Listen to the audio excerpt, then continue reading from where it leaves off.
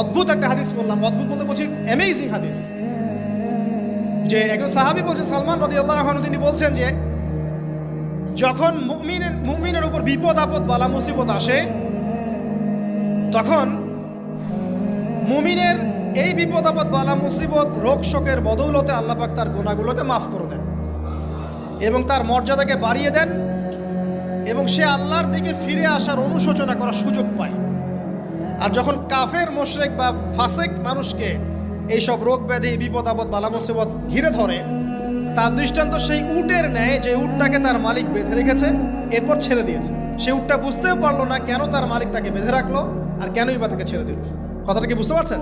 যারা আল্লাহ দ্রোহী, তাদের উপর যখন বিপদ আপদ বালা মুসিবত আসতে থাকে, তারা বুঝে না যে কি জন্য আসলো আর কেন চলে গেল। কিন্তু মুমিন ব্যক্তি যারা মুসলিম, আল্লাহর অনুগত, তাদের বিষয়টা হচ্ছে এমন বিপদ আপদ বালা মুসিবত রোগ ব্যাধি তাদেরকে আল্লাহর দিকে ফিরিয়ে নিয়ে আসবে।